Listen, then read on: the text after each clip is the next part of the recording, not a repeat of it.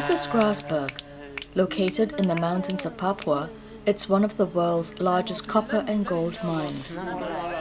Grasberg was discovered by PT Freeport Indonesia Company in 1988 and has operated it since the early 1990s. Aside from mining these precious metals, the company has been quietly working on sustainable development projects with the local community.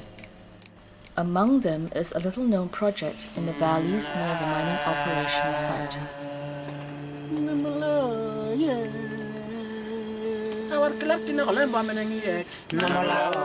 Papua, which was previously known as Irian Jaya, is Indonesia's easternmost province and one of the least explored regions of the world.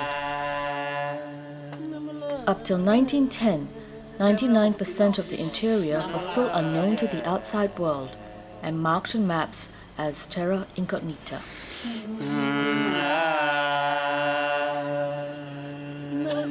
In 1938, it came to world attention when a pilot flying over the central mountains discovered tens of thousands of farmer warriors living still in the Stone Age. They are the Dani of the Baliam Valley. Then, in the early 1960s, another coastal group, the Asmat, became noticed by the art world. But their artistic abilities were temporarily eclipsed when Michael Rockefeller, a man from a very prominent American family, mysteriously disappeared while in their territory.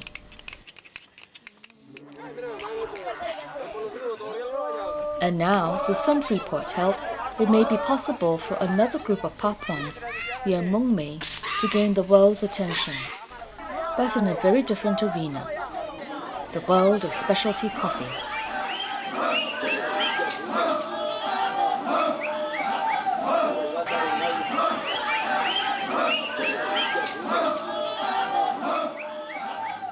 On this, the world's second largest island, runs a central mountain range 2,000 kilometers long.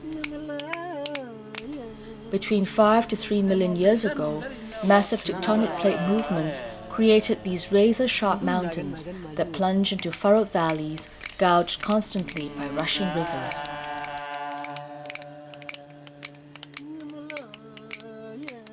Topping the craggy peaks is Mount Puncak Jaya at 4,884 meters, flanked by tropical glaciers.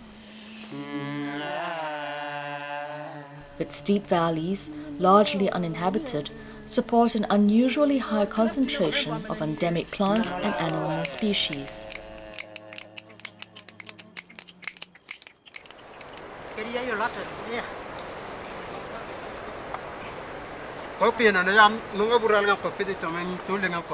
Recently, a newcomer, the coffee plant, was introduced to the western part of Amungme tribal lands.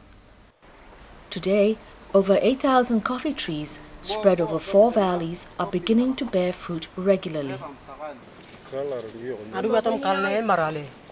Until 4 years ago, the coffee plant was unknown to the Amungme, although the beverage itself has been familiar.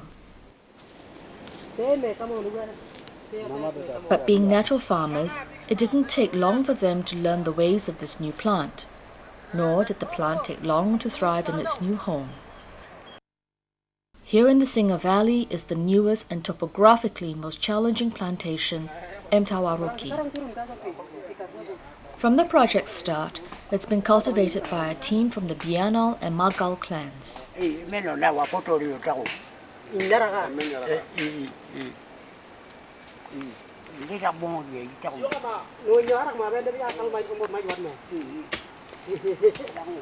Anthropologists have found evidence showing that people have lived in these highlands for 25,000 years.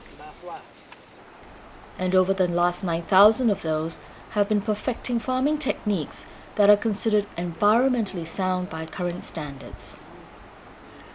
The Amungme of today still use ancestral farming techniques and land management practices, the value of which modern Western farmers are only slowly beginning to realize. On the 2 distant slopes across from the plantation, tiny spirals of smoke break through the thick canopy, signs of new garden plots being prepared. The Amungme have always and still do practice shifting and slash and burn cultivation. Even in this, the Amungme are judicious, clearing only unusable undergrowth while leaving selected trees or plants untouched.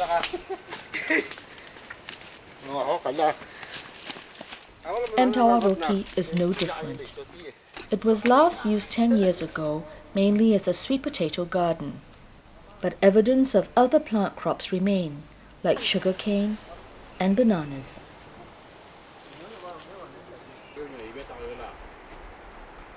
An unusual discovery is made.